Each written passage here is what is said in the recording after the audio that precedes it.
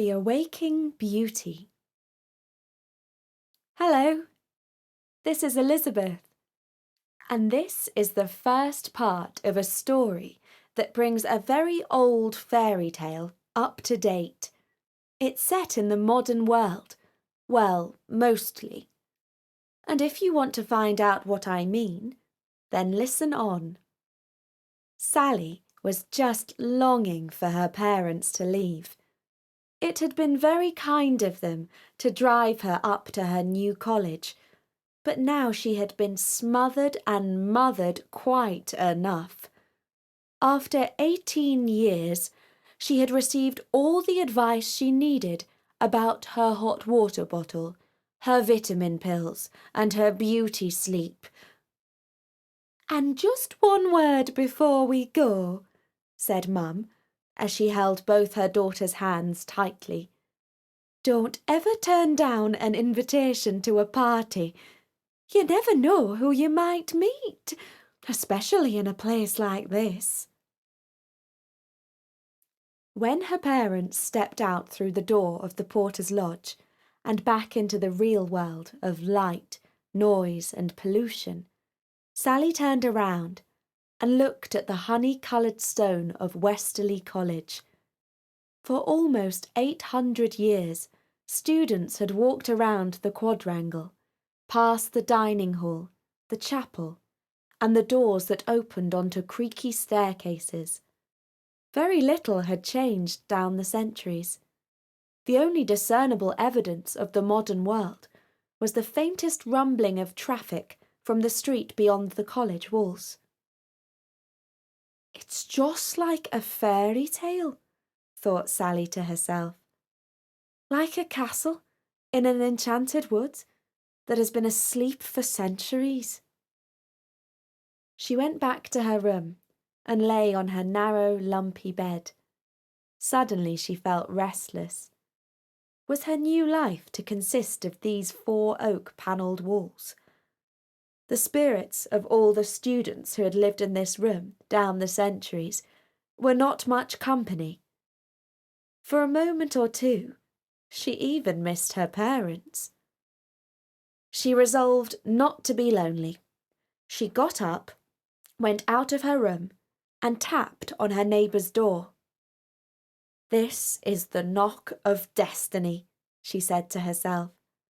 "Perhaps the door will be opened by an Arabian prince, or perhaps the daughter of a postman. Either way, I have this feeling that we will be lifelong friends." But no reply came from within.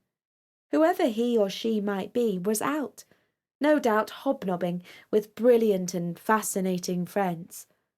Sally went back to listen to The Killers on her MP3 player. The next day, she knocked on the door of her tutor, and as it was half open already, she entered his room. She saw 2 boys sitting on chairs, and a girl stretched out on the sofa with her nose buried in a cushion. The boys were in jeans and t-shirts that hardly matched the black academic gowns draped on their backs. The sleeping girl wore a purple velvet dress, embroidered with a rich pattern of leaves and exotic birds. Her auburn hair rolled down her face in ringlets. Her arm dropped limply down to the floor. A bracelet clustered with jewels dangled on her wrist.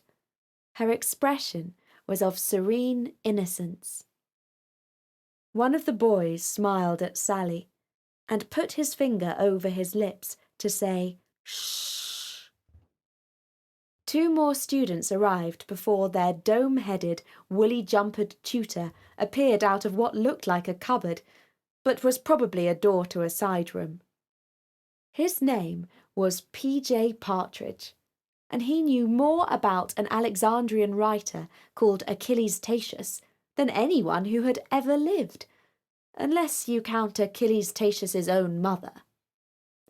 Dr. Partridge twitched his nose at a first-year classics student and asked, "Are we all here?" Sally judged that this would be an ideal moment for somebody to give the sleeping girl a prod, but nobody was up to the venture. If this had been school, the teacher would have woken her up pretty sharpish. In fact, a mere yawn would have been worthy of a rebuke. But Dr. Partridge just ignored her. It wasn't clear if he hadn't noticed the girl on the couch, or he was too shy to make a fuss about anyone who cared to sleep while he was giving out his wisdom. When the tutor had finished handing out the term's reading list, there was a general shuffling and stirring as students slid notebooks into rucksacks and briefcases. The girl slumbered on as if she meant to snooze for another 100 years. Sally asked nobody in particular, "Is she okay?" "Well, she can't stay here," said Dr. Partridge. "I'm out to lunch." A tall youth, who would have been extremely good-looking, if it wasn't for his acne scars, went over to the couch and gently put his hand on her shoulder. He tried to stir her, to no effect. Sally suggested, "Perhaps the way to wake a sleeping beauty is with a kiss." And the boy said, "Right, I'll plant one on her." He knelt on one knee and pressed his lips to her pale cheek. The girl's mouth smiled gently, lovingly. "My prince," she said. "Wakey, wakey," said the boy. The girl hooked her arm around his head and pulled him towards her face. "Ooh!" chorused 3 or 4 voices. She sat up and stared intensely at the youthful faces and then at the tutors. Her eyes were blue and glacial, and Sally thought that if she gazed at you long enough, she might freeze you into an ice sculpture. "And who are these peasants?" she demanded to know. There was nervous laughter among the students, and most people started to leave.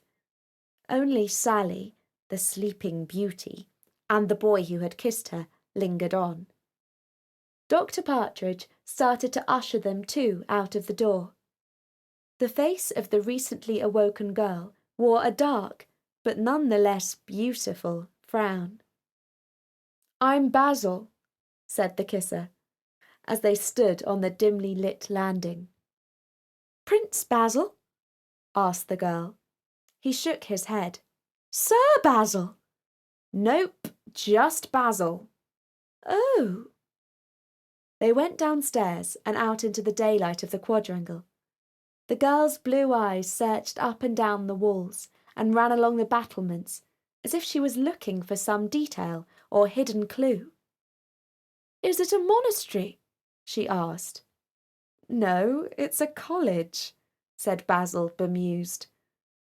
"Aren't you an undergraduate here?" inquired Sally. The girl looked like she was trying to understand the question. "I'm not sure," she replied. "Well, let's find out," said Basil, and he led the way to the porter's lodge. "What's your name?" he asked on the way. "Talia. That is, Princess Talia," said the girl. And Sally thought, "She's bonkers. I bet she's just making that up." She noticed that several people were staring at Talia. She was certainly striking, and somewhat overdressed for a student on the first day of term. Basil examined the pigeonholes. Sure enough, there was one marked Princess Talia. He reached in and pulled out a scrolled parchment with a waxen seal. "You've got mail," he said as he handed it to her. He asked the porter for Princess Talia's address and was directed to room 7 on staircase 14. Sally offered to walk the princess to her room, because as it happened, she was her neighbour. Basil took his leave of the girls, and Talia gave him a nod that was so slight that perhaps only a true princess could have managed it. Sally tried to make conversation on the way to staircase 14. She asked Talia where she went to school. I didn't, said Talia. And who are your parents? Why, the king and queen. Of which country? This one. Or at least I think so. I'm not really sure about anything anymore.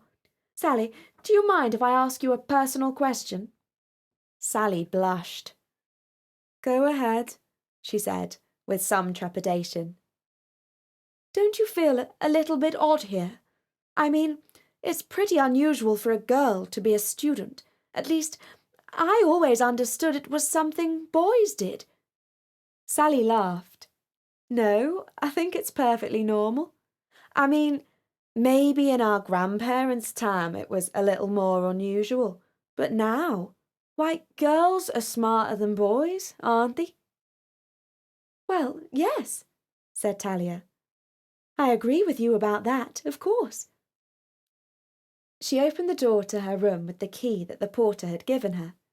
If Sally had hung on to any doubts about Talia being a real princess, she lost them now.